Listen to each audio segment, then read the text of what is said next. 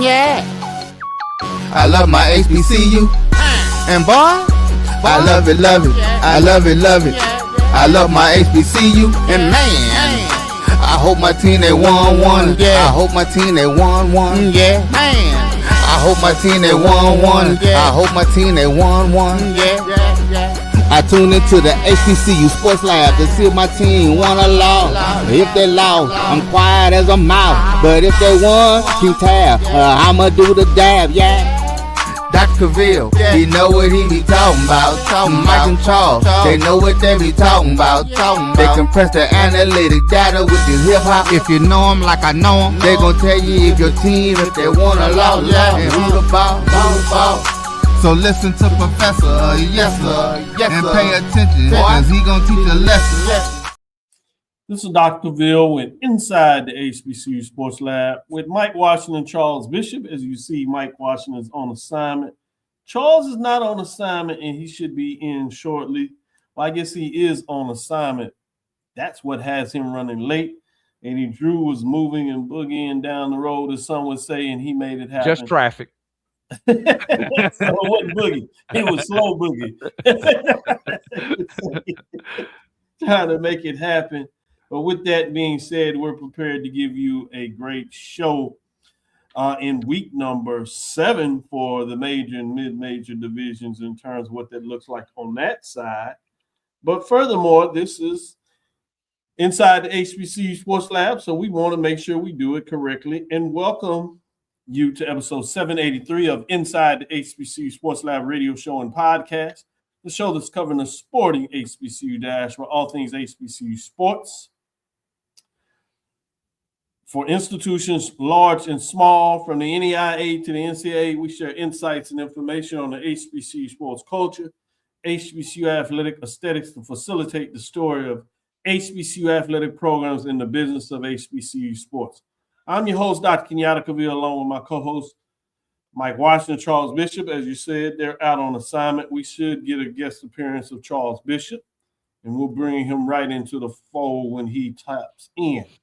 But with that being said, we are filming from our home studios and sending a signal live to KSOH 1230 AM studios with the Texas Radio Hall of Famer, as we like to remind you, multi-Hall of Fame is Ralph Cooper in the beautiful home of Texas Southern University from Houston, Texas. With that being said, how are you doing today, AD?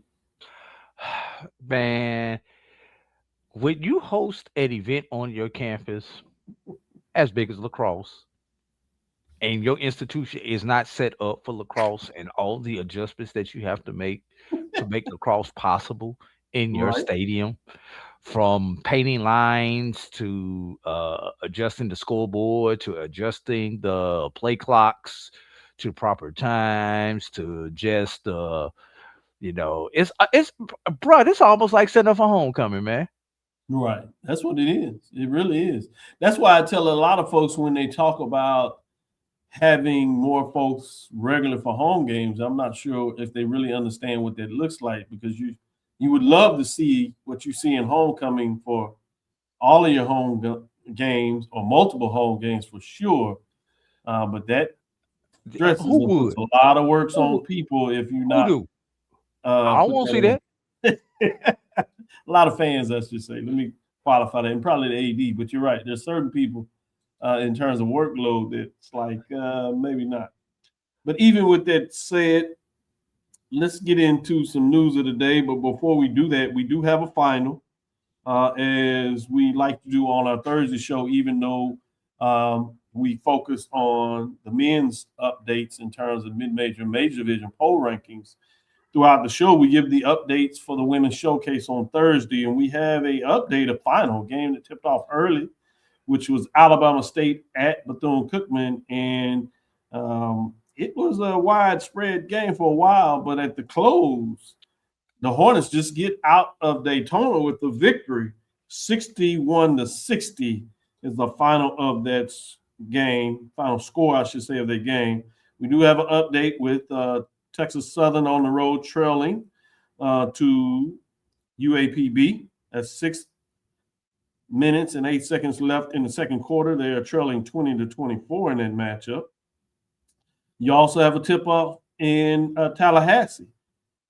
Second quarter, 7:28 to be left to be exact. And we have a close one. Alabama leads 12-11 in that matchup. So we'll give you a couple of other matchups and scores as they get going in some of these later tipped-off games. But with that being said, are there some updates that you wanted to provide us from a news perspective, AD? That I want to provide?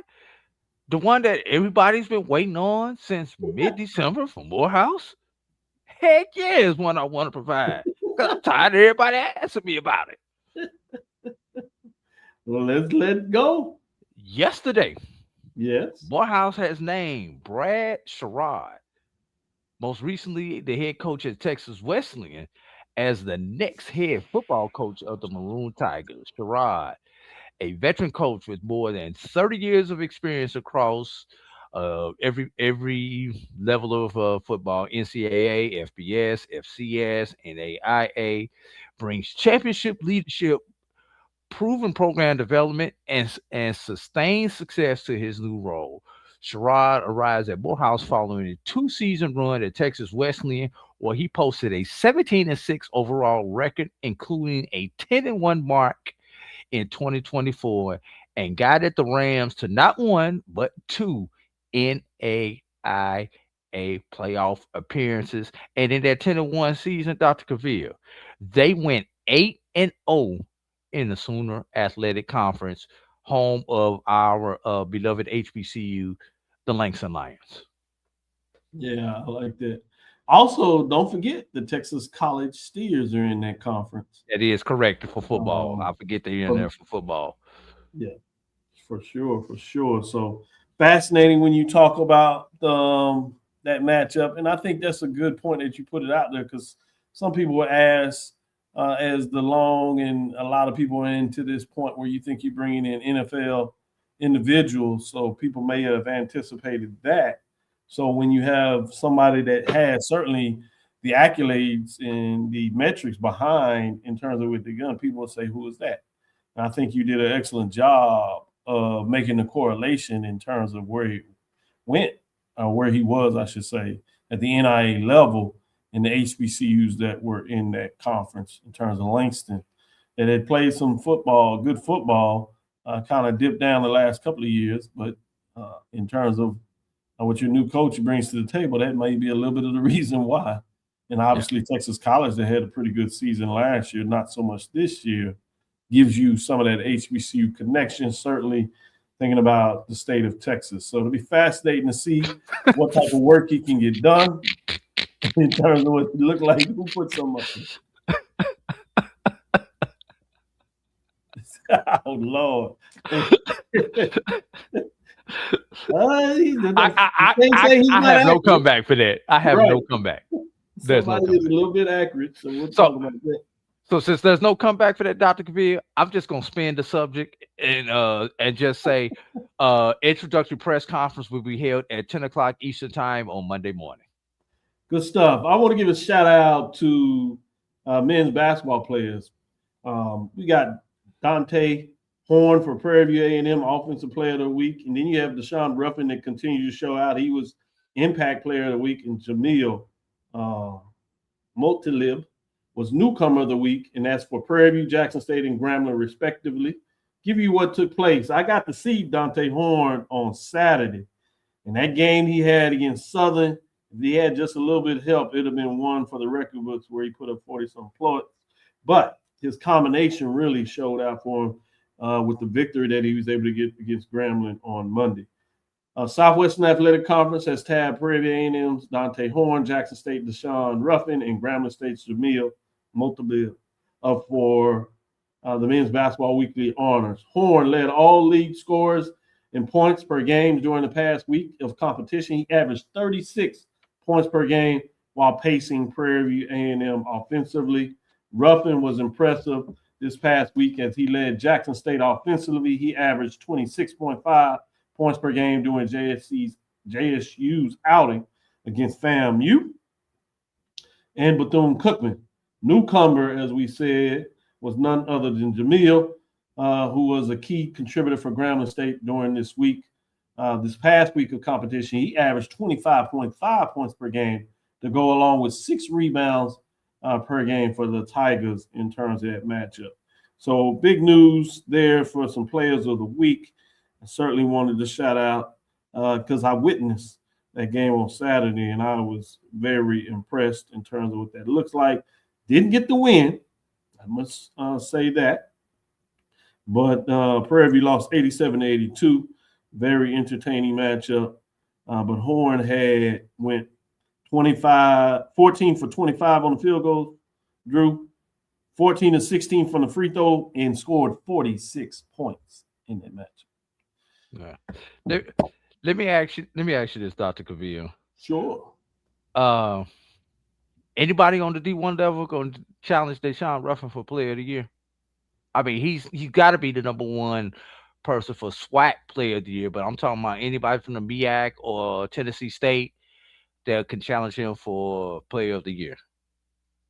Tennessee State has a couple of players that can challenge him. That was the key word you said, challenge him. So I will talk about Tennessee State has a couple of players, obviously, and they're in the mix in terms of whether they're getting done there in terms of those teams. You have Harper over there. He is just averaging 17.6 per game, but they're winning and playing really well. Then I think at this point you got to sneak in and look a little bit of Howard. Howard has come back and playing some really strong basketball at this time. So you probably could take somebody off their roster. We got Bryce Harris. Harris. Yes. Or Bryce Harris, that has been all world for a while. He has 17.3, but he is shooting 47.7 field goal percentage and 79.1 from the free throw line. So those are some guys I think you want to look at from a broader perspective. And now with this past weekend, in terms of what Dante just did, at least you got to at least give him a nod. If he can do anything like he did in those matchups, he'll at least close the gate. But I think your greater point, Ruffin is in that driver's seat, and I'm not sure if somebody's in the passenger seat to just give you a greater point. Now, I'm not sure if anybody's close. A couple of people in the back seat in terms of what that looks like. And with him missing a couple of those games probably helped at least put them in the mix. But, yeah, you're right. Ruffin is he's nice. He's nice.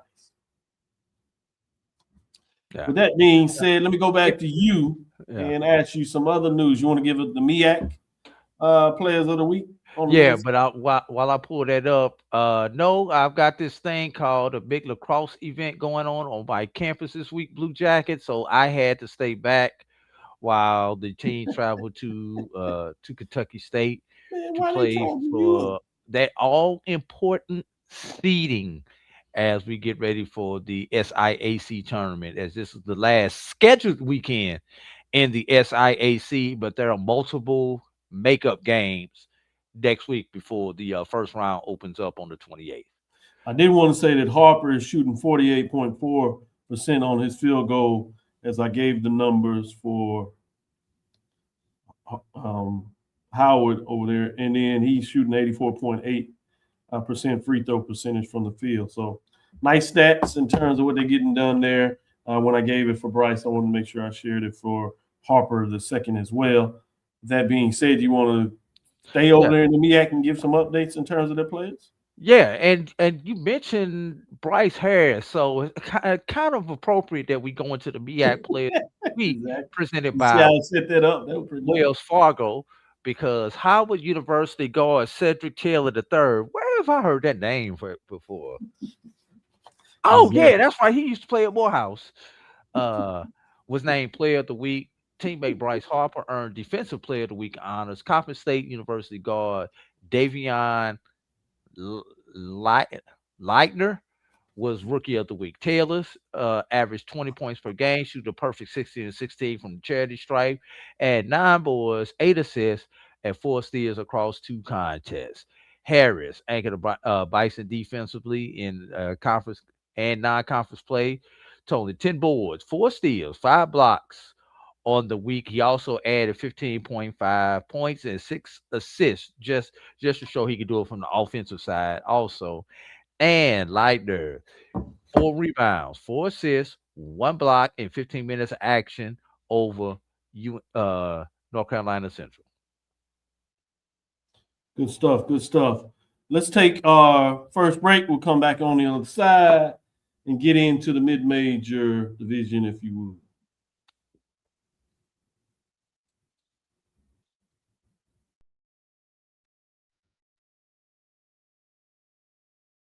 For over 30 years, HBCU Image has been more than just an apparel store. We've been a movement, a statement, a legacy. We celebrate the pride, the purpose, and the culture that make historically black colleges and universities legendary. Whether you're a student or a lifelong supporter, our gear lets you wear your HBCU story with confidence and style. Because when you wear HBCU Image, you're not just wearing clothes. You're wearing culture. You're wearing pride. You're wearing purpose. HBCU Image, a Kenny T's company. From cancer care to accidental injuries to cardiac care, we all know that there are times that you can't control what happens in your life.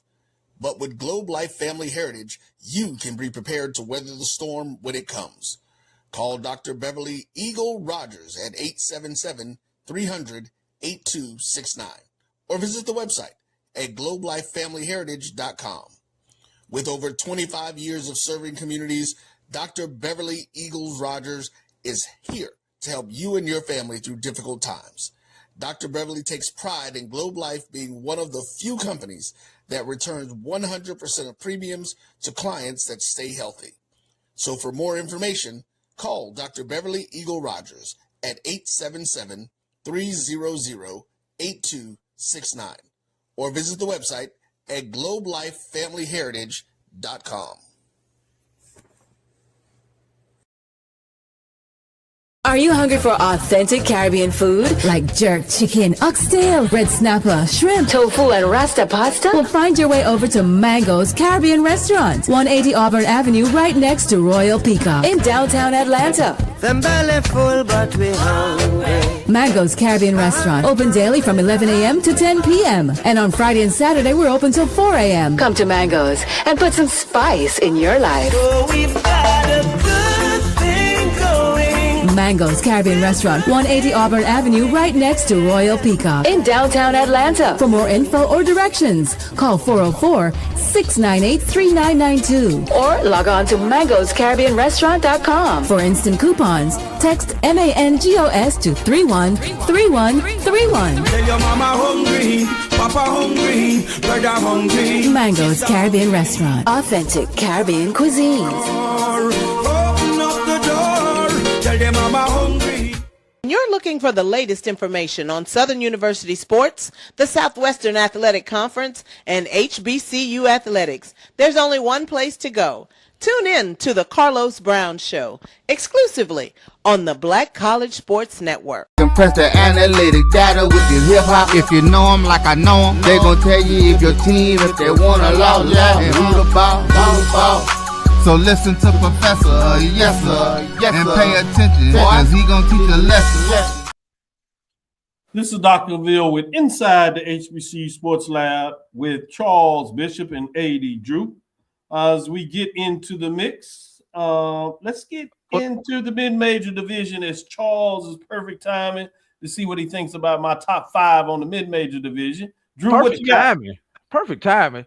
Doc, I was tardy. Charles was late. Charles is late today. Hey, man. That's like the professor coming into the classroom. Somebody pointing the room. Hey, y'all sign in. It's good to have you here. No, he was late. We're going back to I'll take that today. I was middle school. We're talking about, nah, I'm trying to get my points. So I need my extra points on the quiz. With that being said, let's pull up the rankings and see what took place this past weekend. We did have a game yesterday for those that may have caught it or may not have caught it. We had South Carolina State taking down North Carolina Central. So when we get into the major division for the next segment, that will not be reflected. We had a couple of games played at the mid-major division. So keep that in mind as we get into the rankings for week number 7. We do these rankings after Monday's games is the shutoff date usually. Sometimes we spread it out and maybe redo the rankings. But this week, with the schedule I had, it was not to be. With that being said, let's look at no one dropping out. So we don't have a lot of changes there. We do have some receiving votes. This may get a little monotonous in terms of boring because there wasn't quite a lot of changes, to be frank with you. You had Morehouse Maroon Tigers sit at 15-9, 15-5. Again, that's since Monday. Clark Atlanta Panthers sit at 18-7, 15-6, half a game behind Morehouse. With that big win that people are still excited about from last week. That again, if you did not see last Sunday's show, you got to go check it out in terms of checking out that shot at the end of the game. The way they broke it down with pictures, and one young student, actually, his picture was really admired by a lot of folks, including AD Drew and Brian, in terms of what he was able to get done. So I want to shout him out. AD Drew, you have his name again? I forget. Marquise Bragg, Bragg. Somebody named Bragg who works for a Rattler. Who'd have ever thunk that? Makes a lot of sense, doesn't it? Florida Memorial Lions, 17-8 and 8, 9 and 4. Tougaloo, Mississippi Tornadoes, 16-8, 10 and 12. They did jump in the poll. They were not in it last week, so slowly getting it done over there in Tougaloo. Yeah. Knew it wouldn't be but so long before you could hold them back, right? They're rolling now. So let's get in the top 5 to see what that looks like. And you'll see some usual refrain as we get through this and why I said it might get a little boring for you. Fayetteville State Broncos sit at 18-6, 12 and 2, 39 points. They were ranked number 5 last week, and guess what? They stayed in the 5th position. Moving us to number 4, we have the Miles Golden Bears. They sit at 18-6, 16-6, 44 points. Guess what? They were ranked 4th last week and remain in the 4th spot. Looking at number 3, do we get some changes? No. Tuskegee Golden Tigers sit at 18-7, 17-5, 53 points. And as I said, no changes. That means they stay in the 3rd position. Number 2, we had changes last week. Do we get something in the mix?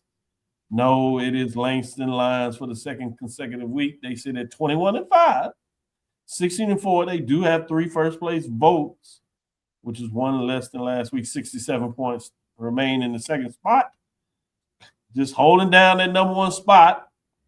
Virginia Union Panthers sit at 23-3, 12 and 2, and they rolling 7 first-place votes, 79 points, and they remain at the number 1 spot.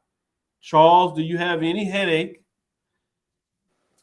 this week in terms of mid-major for week number 7 in terms of the top 5 particularly? No real headache. Shout out to Coach Eric Strathers at Tougaloo. Receiving some votes, well-deserved. Tougaloo, again, like you said, they're making some waves. The question I did have in regards to the SIAC. Oh, boy. The balance of power, is it in the East or is it in the West? You want to be honest with you, Charles? Yeah. Once you get past the top in both of them, that's a little bit of a drop off between 2 and 3 on both sides. So we really don't know where the balance of power is. Now, the East is a little bit, the West is a little bit more top heavy as far as the accumulation of wins. But on the East side, Savannah State is in the mix on the East, but there's a big thing. Now, right now, and I hate to say this, I really hate these words that are getting ready to come out my mouth. When we cross over in a divisional, the West has a slight advantage over the East. Okay.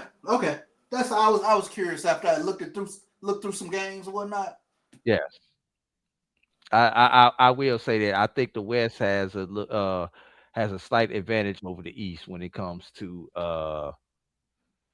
it overall head-to-head matchup, especially at the top. Okay, that's fair. Yeah. Good stuff. Mm-hmm. Great breakdown. Great question. Charles. I was myself. I'm with AD. I don't think there's much difference in the mix. It'll be interesting if we'll get any payoff in the tournament. Maybe lean one way or the other. Although sometimes in the tournament it can be a mixed bag in terms of whether that's really selling you. At least we'll have some more data points on some crossover matchups to see what that looks like. It's usually after the first day when you're able to tell. Yeah, I agree. You know, how many is it 4-4? Is it 5-3? Is it 6-2? That's when you could tell where there may be the potential balance of power may be. Okay. Yes. With that being said, AD Drew, what do you think of the top 5? I got one big beef, Dr. Cavil. Uh-oh. Miles beat Tuskegee Saturday. I don't know if your voters got the memo. I know Tuskegee's in first place, but Miles beat Tuskegee. I know Tuskegee is the only SIAC team that made it to the first regional rankings, but you can make an argument for Miles because Miles beat Tuskegee. That's true. What was the final score of the game? What is I think it was because they split on the season, right? Yes, they split on the season. I want to say it was like a 3 or 4 point game. I do not remember what that final was, Dr. Cavil. 66-60. Yeah, all right, so it was 2 possession game. Yeah, in overtime. Yeah. You also have to remember Morehouse beat Tuskegee a couple of weeks ago. That's true. Morehouse beat Miles a couple of weeks ago. So and Morehouse beat Clark Atlanta, who's behind them. So do you consider could you squeeze Morehouse in with one of those, especially considering the fact that Miles beat Tuskegee?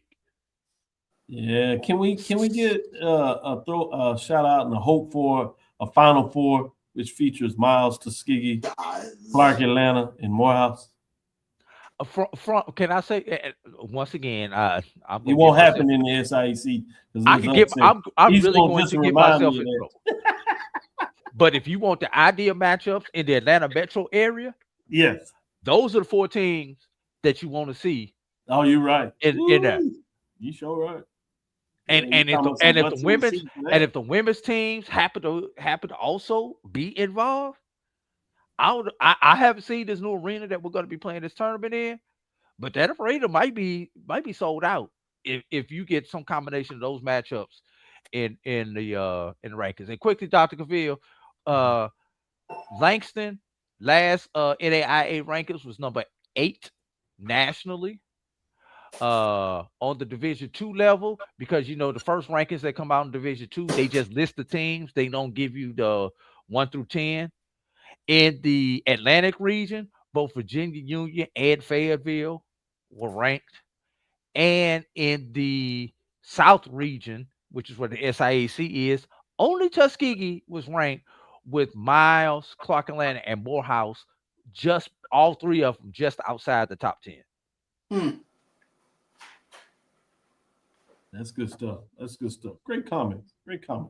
All right, let's take our next break. We'll come back on the other side, and we'll try to do it again. This time, we'll see if we get any changes in the major division. It is a little different on that side of things because we had one of those weekends where if you are a team that was winning, nothing went right. With that being said, the only thing that went right is it went not right for everybody.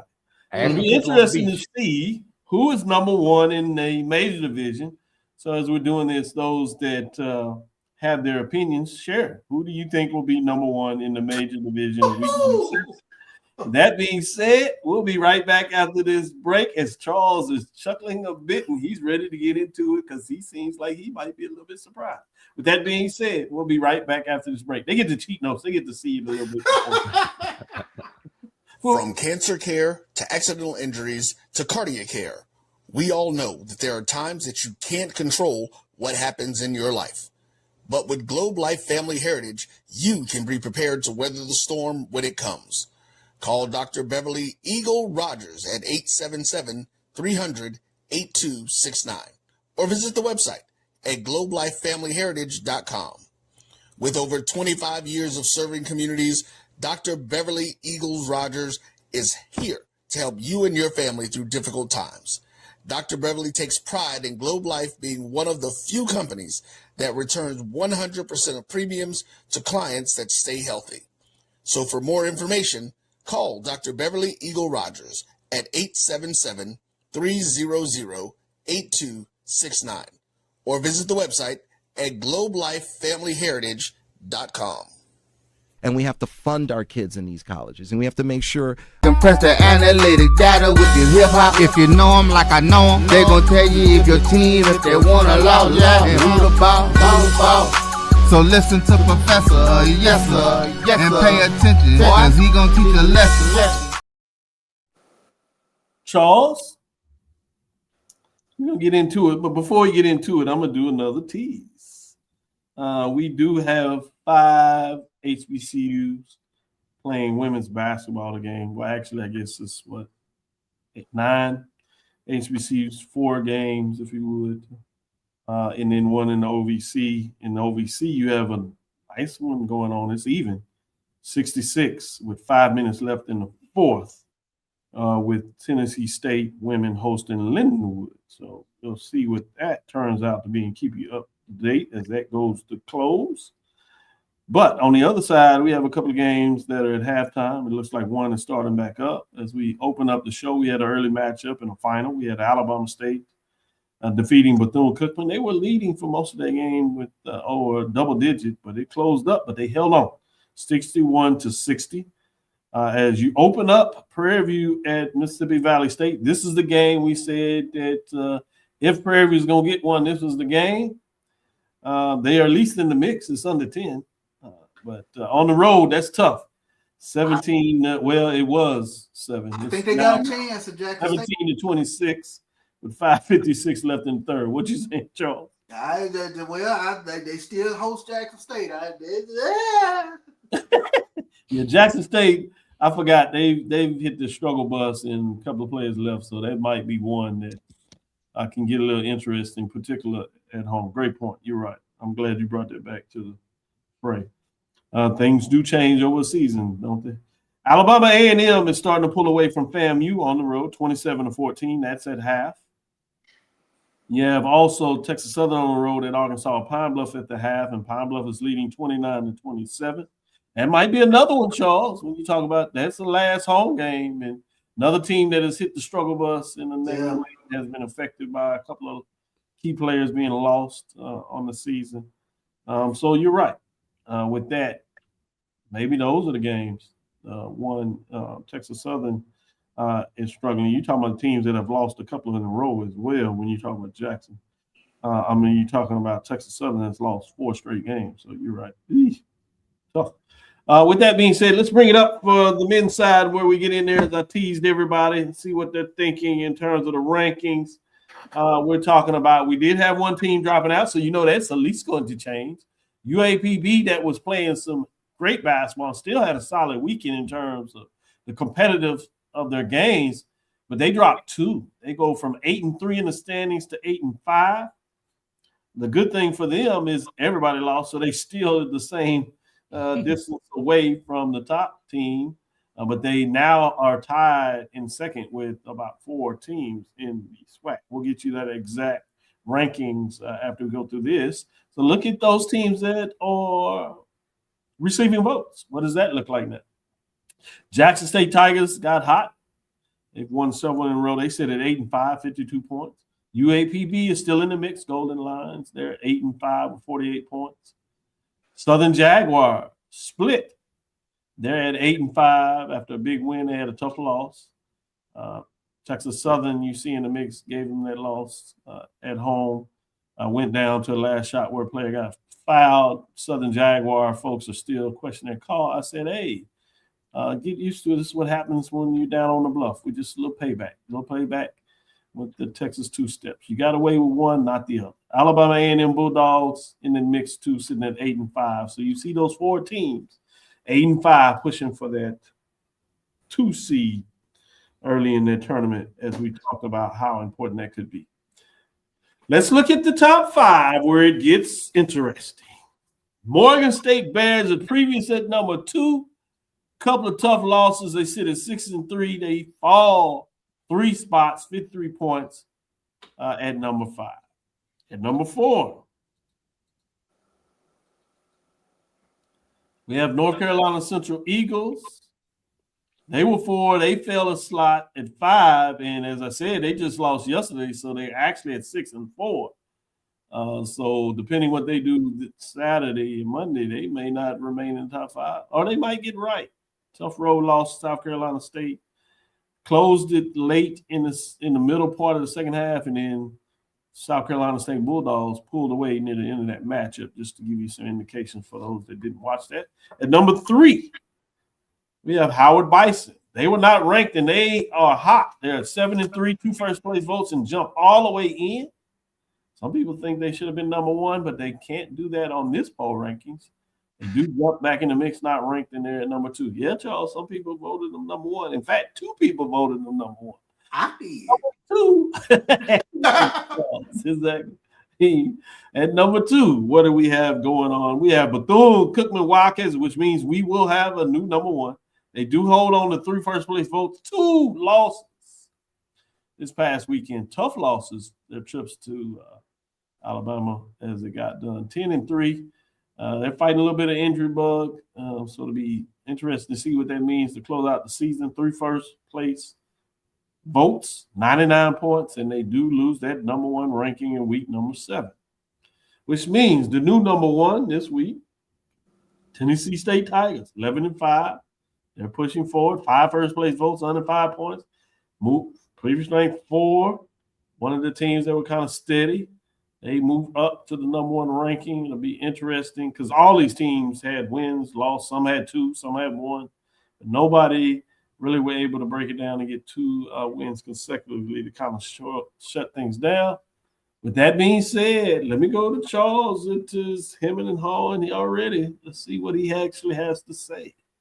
So Morgan State loses 1 and they fall 3 spots, right? And Tennessee State loses 1 and they number 1. What did Howard do wrong? And they won 2. They just weren't ranked, huh? They weren't ranked. And just enough people are not fascinated. This is one of those things where, to me, you really look at the first place votes.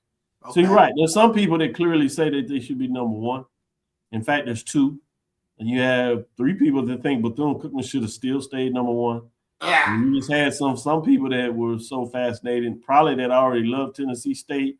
And this was just the time they decided, since everybody else faltered, that they were going to get their first place to Tennessee State. So I think it's a little bit of mixed bags. I think this is just one of those anomaly weeks where I think what you're saying is correct. You could chop this up. I wouldn't have a problem with it. I don't think there's any clear indication in this week who's playing the hottest basketball. As we said, it's the first week in a while where you see teams split. I mean, literally, pretty much every team in the top 5 split, and a couple of teams having 2 losses.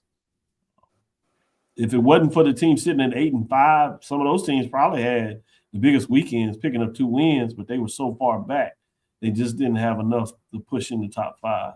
Yeah. With Howard, that has kind of been on a momentum. I think they've won how many in a row now? 2 in a row. 2 in a row. Mm-hmm. And I think 5 out of the last 6, 2 in a row. Yeah, 5 of the last 6. So that's probably where you get a little bit of momentum there. Make the argument. Anything else concerns you in this poll ranking, Charles?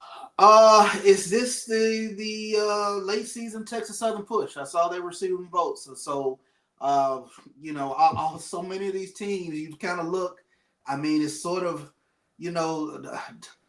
Jekyll and Hyde. So I just, the SWAC right now is so tough to predict week in, week out, who's doing what. I mean, I thought at one point Pine Bluff was playing the best ball. At one point I thought Southern was playing the best ball.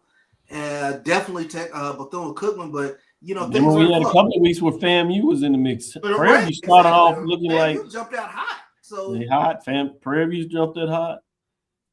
So, it's just one of those years where it's probably going to be who's hot the last part of the year at the right time. One at the end of the season to close out on the regular season championship, and then certainly in the tournament to see who gets the bid. So it should be a good one. And then not so many teams. A&M is playing some good basketball. Alabama A&M. Yeah, A&M playing good basketball. But what jumps out is there are so many teams that have given up double-digit leads. So it's hard to get a fix on who's who. Like when Southern was up on Texas Southern by 18 this past week, just did not see Texas Southern getting back in that game. And sure enough, not only did they get back in the game, I think a little bit of controversy at the end with the foul, but that was big, and you don't know how a team could ride the momentum of a win like that to kind of get things up and going. So, good point. Yeah, it's just something about the 3-point shot in the college game these days where, 15, 18-point game to me is not different. To be a little safe, you need to be around at 23, 25, where you really feel comfortable about a lead. Eddie Drew, what are your thoughts in terms of the top 5? What direction are you going? This is completely random where I'm going to start off with, Dr. Cavil. I love it. But 2 of your top 5 are private schools. I don't know why that just popped into my mind. Yep. With Bethune and Howard, the one private school in the MEAC, the one private school in the SWAC, that's right, in our top 5. Like I said, I don't know why that just popped into my head. But that's a good one, though. Anyway, what I find interesting, Doc and Charles, is especially when you see what happened this weekend in the SWAC and in the MEAC, throw out Mississippi Valley in the MEAC, in the SWAC, throw out Delaware State in the MEAC. Everybody is within 1 weekend of relevancy. Yeah. Right. Because everybody is bunched up. Your top team in the MEAC, 73. Your number 7 team in the MEAC is 4-6. That's 1 weekend, and that whole thing can flip. That's right. Yeah. Let's go to the SWAC. With Bethune coming back to the pack last weekend after laying an egg in Mississippi. They're 10-3. You got a quadrant at 8-5. You got another couple people at 7-6. Your number 11 team is 5-8. Yeah. 1 weekend can flip this whole thing. And as we get this close to tournament time, that's a lot of anxiety that people have. And do I need to plan on Monday? Or do I need to prepare because I'm gonna be resting until Thursday?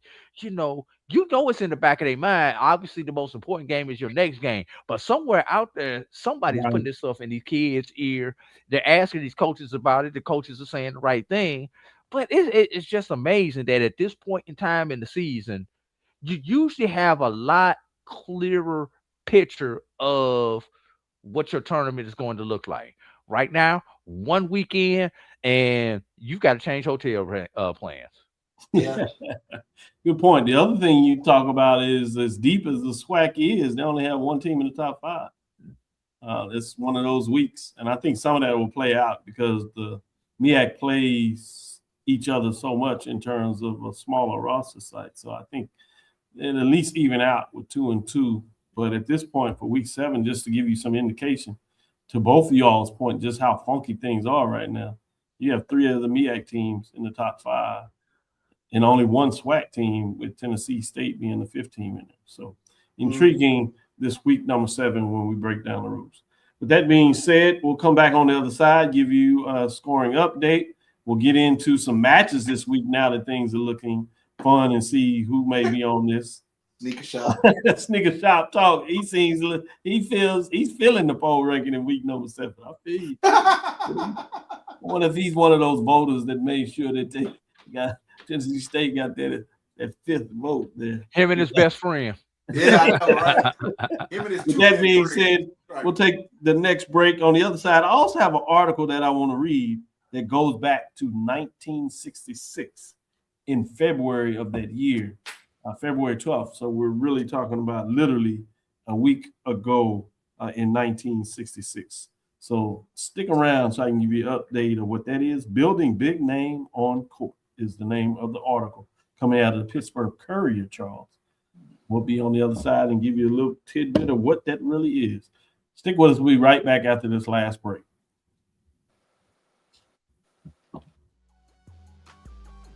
This is the Dean of the College of HBCU Sports, Kenyatta Cavil of Dr. Cavil's Inside the HBCU Sports Lab with Mike Washington and Charles Bishop.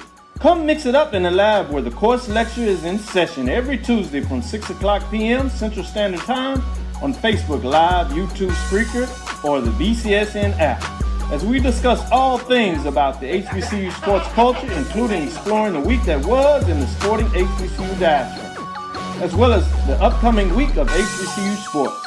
With me, the Dean, the College of HBCU Sports, on Dr. Cavil's Inside the HBCU Sports Lab with Mike Washington and Charles Bishop.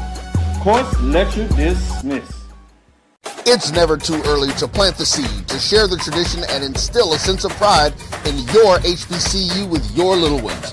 HBCU Pride and Joy Children's Boutique helps you share your school spirit with a wide selection of adorable kids apparel and accessories officially licensed from your favorite HBCU. Visit hbcupridejoy.com and follow us on all social media at HBCU Pride Joy on Facebook and Twitter. When it comes to professional learning, teachers deserve better. From the leader in online learning, Stride brings you the Stride Professional Development Center, an on-demand library of mobile-friendly courses that gives teachers choice and flexibility, allowing them to learn anytime and anywhere. Our dynamic courses provide bite-sized learning and help educators advance their knowledge while also gaining professional development hours. It's time you take charge of your learning. Visit us today to get started. For over 30 years, HBCU Image has been more than just an apparel store. We've been a movement, a statement, a legacy. We celebrate the pride, the purpose, and the culture that make historically black colleges and universities legendary. HBCU Image, a Kenny T's company. Compress the analytic data with your hip hop. If you know them like I know them, they gon' tell you if your team, if they wanna law, and who the ball. So listen to Professor, yes sir, and pay attention, cause he gon' teach a lesson. This is Dr. Cavil inside the HBCU Sports Lab. Let's get into some scores, give you some updates in the SWAC in terms of what's taking place with the women scores thus far. Valley has pulled away from Prairie View, so we look like we're safe there. 41-25 with 1:14 left in the third. Alabama A&M still has a solid lead over FAMU. That's 30-10 with 6:34 left in the third as well. And Arkansas Pine Bluff is up over Texas Southern by 9, 40-31, 4:19 left in the third. So we'll see if we need to give you any updates, as those are pretty good spreads at this point, at least, with essentially a quarter and a half left in those matchups. Go ahead, Deidre. I got two men's match where actually one has started, one's about to tip. Albany State and Allen are about to tip off, and the Morehouse and Kentucky State, Morehouse 21, Kentucky State 10, 11:45 remain in the first. Go House. All right. We do have a final out of the OVC with the Tennessee State ladies losing to Lindenwood 75-70. Couldn't find a way to pull it out in terms of that matchup. I did want to get into some of the matchups this weekend. We'll start with the MEAC, if you would, in terms of the men's games, what that looks like for the MEAC. You have on Saturday, North Carolina Central at Howard, South Carolina State at Norfolk State, Delaware State at Morgan State, Maryland Eastern Shore at Coppin State. Question of the day is I'd like to ask you all, which of those four matchups or two have piqued your interest, particularly just how things have happened over the last week? Charles, which direction are you going with that in mind? It is a little harder. Yeah, I would. I think actually one that's kind of intriguing to me is South Carolina State, Norfolk State, and obviously Central and Howard. Those are the intriguing ones to me this weekend. I'm glad you did say the South Carolina State, Norfolk State from this perspective. That game is on ESPNU, so those that want to check it out, it's at 3 o'clock Central Time. You can check it out, ESPNU. the matchup between South Carolina State and Norfolk State, with Norfolk State gaining some momentum. They've won 3 games straight. You have South Carolina State that did pick up the win yesterday we talked about. So I can see where there's some intrigue in that matchup in terms of they're even in the loss column with Norfolk playing 1 additional game, so have an additional win. With that being said, AD Drew, what are your thoughts in terms of what you see of those 4 matchups in the MEAC? Yeah, can I move to Monday night? Because that's the matchup that really intrigued me in the MEAC. Yeah. And I'll do them quickly. Howard, Morgan, South Carolina State, Maryland Eastern Shore, Central, and Delaware State, Norfolk, and Coppin State. And it has to be Howard, Morgan. It has to be Howard Morgan on Monday night as the primetime matchup for me. Yeah. I like that. I don't know what's going on with my ESPN. I don't even have the Monday names listed. So That's why I went straight to the MEAC, MEACsports.com. So that's what I'm looking at. So I appreciate it. You keep me on sharp there. Let's go to the SWAC and see what's going on over there on the men's side of those games for Saturday. We do have 1 men's game today with Bethune-Cookman. I guess that's why they played the other game early. Maybe that's some type of makeup there. But Bethune-Cookman is leading Alabama State 20-5. So Bethune-Cookman is looking to get well real quick. They got a little excited in that matchup. But in terms of Saturday, you have rivalry matchup, Jackson State at Alcorn. It's in Lorman, so that makes that intriguing, if nothing else. They always go at it, but something special when it gets down there. You know, the clock stops, different things. You know, you think you're in Baton Rouge. It's weird. Oh, did I say that? Never mind. You have Alabama A&M at Bethune-Cookman. If that's any indication of how Bethune-Cookman is bouncing back, that could be interesting. Maybe we'll see what you gentlemen say. Texas Southern and Mississippi Valley State. Valley on the men's side is working through what Prairie View is on the women's side. Can they get the victory as the season closed? Looks like those games are getting a little more spread than they were playing earlier. You have Alabama State at FAMU. Another rivalry matchup has the Bayou Classic on the hardwood. You have Grambling at Southern. You have Prairie View at Pine Bluff. That's an intriguing matchup in terms of who's not. But enough of me giving my opinion. I want to go to Drew and get his. Let me start off with this, Dr. Cavil. Sure. Because of the schedule flip and a lot of double headers tonight on the men's side, that's gonna be 4 games in 8 days for a lot of these guys. So and it's gonna be for a couple of teams. They still have a Monday night game, probably a makeup, but you know, one that Valley at Grambling. I'm glad you pointed it out. Yes. Yeah, sir. But it breaks up the routine. If you got and this time, and we knew this was coming. We knew this was coming with the schedule, but it still breaks it up to you. Yeah, you've probably still got into your routine. We play on Monday night, okay. We travel back Monday, Tuesday's probably my off day. Light workout just gets some shots up on Wednesday. You get more back into it Thursday and Friday. Now, even though you don't practice that hard this time of the year, it's more walkthroughs than actual practice. It's still these kids get into a routine. These coaches get into a routine. That's the first thing I wanted to point out. But if you want to talk about some matchups that I'm looking forward to between tonight and Saturday, Dr. Cavil, tonight got to be the ag schools playing each other. Alabama A&M, Florida A&M. I like that. Tonight, battle of the 1890s. But Saturday, come on now, and Charles, I'm not gonna steal your thunder. I know Alcorn Jackson State is probably gonna roll off of your tongue, and I'm really, I'm really interested in that just because it's Alcorn State and Jackson State. You know, you've got to pick that one up. But can Bethune get back into the winning business? Yeah. That's the question. Lost 2 in a row. If they drop one tonight, Oh my God, it's gonna be pandemonium on the beach. They gonna throw somebody from the beach into the ocean. That's all I'm gonna say. Good stuff. Good stuff. Charles, what are your thoughts? Texas Southern and Arkansas Pine Bluff is intriguing tonight. I I think thought that I thought about that one. yeah, that one jumps out for me. You mentioned Alabama A&M and Florida A&M. I think that's one that I'm paying attention to. And then obviously Saturday, actually, I'm calling Jackson State and Alcorn.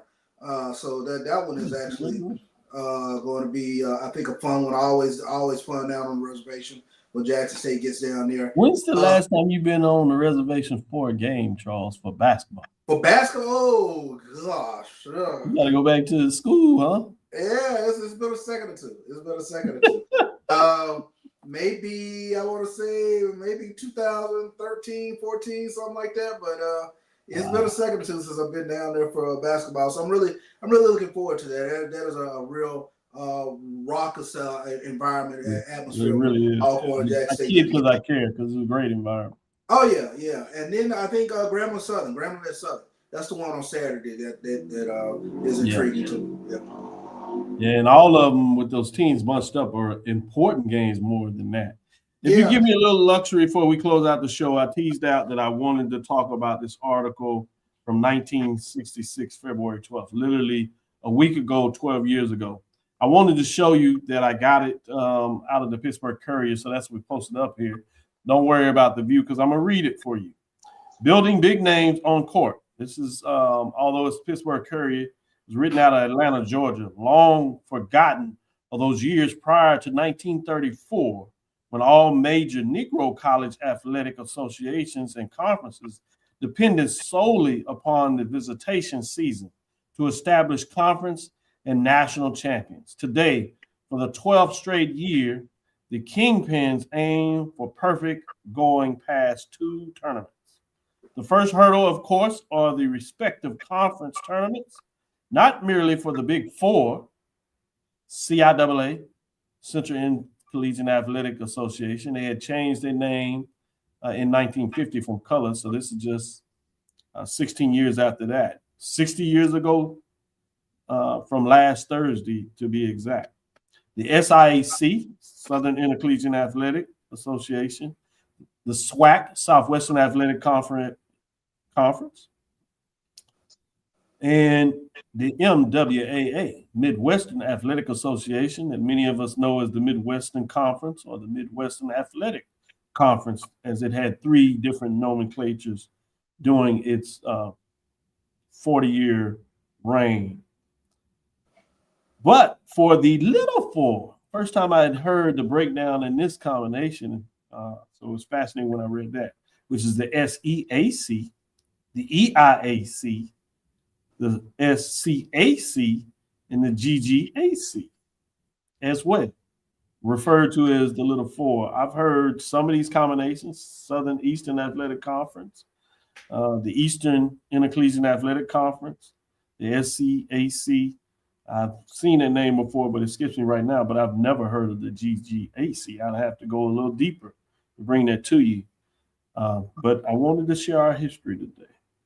Hence, at this season, the form sheet makers began looking around for the successful forces by way of their records, to wit, schools, win-losses, what they have, Cheney, Teachers College, as they were calling it then, Pennsylvania. We know it as Cheney State now, 17-11. South Carolina State out of the SIAC, 13-1. North Carolina A&T out of the CIAA, 11-1. Grambling recently have joining the Southwestern Athletic Conference, previously of the Midwest Athletic Association, which you can understand when you hear these teams why that conference was deep at that time. Mm-hmm. They were 16-2, Grambling was. Tennessee State wasn't always independent. They were in the Midwestern Athletic Association, people forget. 12-2. Jackson State, as they joined the Conference of Southwestern Athletic at the same time Grambling did in 58. They were 15-3 at that time. And you had Central State of the Midwestern Athletic Association that it was 11-3. The article goes on and says, while there is no guarantee whatsoever that the 7 teams presented here by any stretch of the imagination will wade through their respective tournaments for NAIA NCAA showdown. They had made great strides last watch. 4 of them had found places in the UPI ratings. Last week, when Grambling was ranked 3rd, Tennessee rated 6th, Cheney was 8th, and Central State took the 9th spot. At the top, of course, looms Southern Illinois at 11-3, historically white college university, as I refer to them for those that are thinking about that. Thanks to an 84-71 rout of Coach Harold Hunter's ambitious Tigers of Carbondale, Illinois. The Salukis 5 must be a barn burner. In fact, if it can jolt the Tennesseans in that fashion, other teams listed by UPI were North Dakota at 16-3. The second slot perennial Evansville, Indiana College. 4th, Valparaiso, 14-3. 5th, Kentucky Wesleyan, 12-2. 7th and 10th place were Oglethorpe, I should say, 15-2 of Atlanta, Georgia. You had Alcorn College's basketball Braves. Yeah. The 13-4 compact at last week's summoning is considered an even-up rival with Grambling and Jackson State for the 4th coming Southwestern Athletic Tournament. It is possible that some unknown stumblebum, like the lowly 1947 Virginia State Trojans, will get hot in the manner that Harry Jefferson's historic club did and burn up the floors. The wonderful thing about it all, however, is the great image of Negro college basketball coaches have managed to create as producers of championship NAIA caravans at Tennessee State, at Texas Southern, at Central State, at Prairie View, and Grambling since 1954. The Negro College Tournament idea came into being 20 years previous at Tuskegee, where the late Chief Aikens favored Reeves, McNeil, Ray, Kenny, Johnson 5 bowed to the late coach Robert S. Abbott. Williams, Robinson, Downs, Green, Adams, Giants, who in a sudden inspiration wiped the backboards clean. Clark had prevailed during the visitation, 54-41 in Atlanta, 50-44 at Tuskegee. Actually, the modern age commenced in Atlanta at the City Auditorium in 1924. That's your history lesson for the day. Exactly 60 years from last week on the 12th, as this article was written, February 12th in 1966 out of the Pittsburgh Courier, coming from Atlanta, Georgia.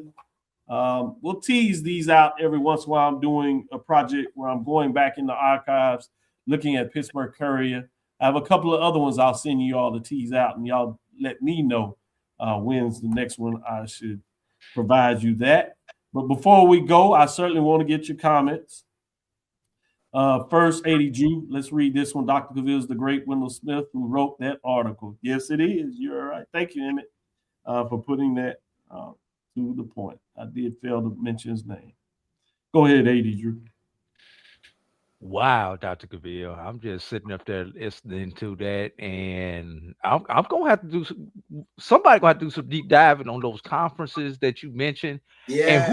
And who were the schools Yeah. in those conferences? That's number one. Correct. Number two, help me I out. don't know. What was that, Dr. Cavil? No, I'm glad you mentioned that because that's one of the projects I'm looking at. So I'm asking for help. The other part before you get going is looking for the missing history of the SWAC in terms of the 30s, 40s, and 50s, where we do not have those records. If you go to the SWAC website, because some of that archive material was burned over a period of time, we've lost it. It only goes to the mid 50s and 60s, and I've tracked down some of it, and I feel comfortable Once I get real comfortable with that, I will present it to the Southwestern Athletic Conference to see if they would be willing to make an update to their records. I believe they will. And hopefully along the way, I'll be able to get some of that SIAC history, CIAA history that is done pretty well as we do it. And pay homage to the Midwest Athletic Association, which has kind of disappeared, which a lot of those stories and history of great programs. We need that information. We don't have that information for the private institutions in Texas of Wiley that dominated the SWAC football. You talk about Paul Quinn in there for a short time, but Texas College with some of those legendary coaches. So we'll continue to do the work, but please finish your thoughts, AD Drew. Amy brought up something about Walt Frazier and Dick Gregory at SIUE. I actually have been to some SIUE versus SIUC basketball games with me being from St. Louis. And those who don't understand geography, SIUE Edwardsville is maybe 25, 30 minutes from downtown St. Louis into Illinois. So it's in the St. Louis DMA or the St. Louis metro area, just on the east side. And Carbondale is less than 2 hours away from St. Louis. So I have partaken in some of those. And at one point in time, I was working down in Cape Girardeau, Missouri, which is not that far from Carbondale. So I've seen that on both sides. But Dr. Cavil. Shout out to President Lane up there with the Salukis at I was about to say, yeah. Yeah, but Dr. Cavil, you mentioned Chancellor Lane, as they call him there. I don't know who when I got to Morehouse, I was so pleasantly surprised when they showed me the archive room that they have in the athletics department at Morehouse. And one day, Dr. Cavil, I just went down a rabbit hole. I was in there looking for something. I don't remember what it was. And let me explain this area. When I say this archive room, there are probably 15 to 20 4 and 5 drawer file cabinets in this room. And I'm not even talking about the crates of stuff. I'm just talking about in the file. Some of these file cabinets, I still have not been able to jimmy the lock and get the drawers open to pull them out.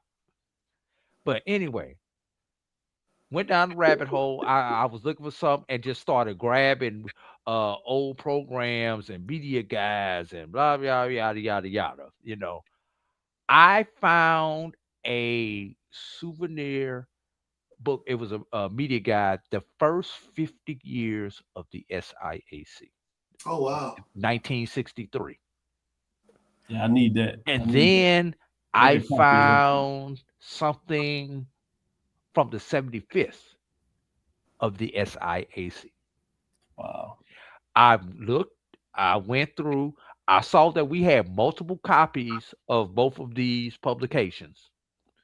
I immediately, well, not immediately, but next time I saw some the appropriate person from the conference office, I put a copy of them in their hands because we had multiple copies of them in our file cabinet. If it would have only been one copy, I would not have let it go. But since we had multiple copies, I'm like, y'all need to have this at the conference office. Yeah. So I understand where you're coming from, and I could get you some of that SIAC stuff just based on what I was able to find in Morehouse. And shout out to whoever was there before me and the multiple people who were there before me who maintained those paper records while I work to make sure that stuff is maintained in a digital space now. Good job. Great job. Great. Just to do that. Charles, we'll let you have the final thoughts on this. Fascinating history. And I'm sure, sometimes you just got to uncover that stuff in people's attics. I was home maybe last year and saw an old Midwestern Athletic Conference media guide from when Jackson State was in that conference. My cousin had played in the 50s at Jackson State and was fascinated by that. And then, of course, the time I spent at Texas Southern, I just happened to be in the library down in the basement and saw the 1952 trophy, and everybody knew that it was over there. So, it was just fascinating sometimes to uncover that history, and it's important for it to be documented. I'm glad that you're on a project now to save that history and present it. And so that we could tell the story. That is very important. Thank you, Emmett. Because I've just heard so many stories about Big John Merritt, and then there's a pipeline from Kentucky to Jackson State, especially Kentucky State to Jackson State.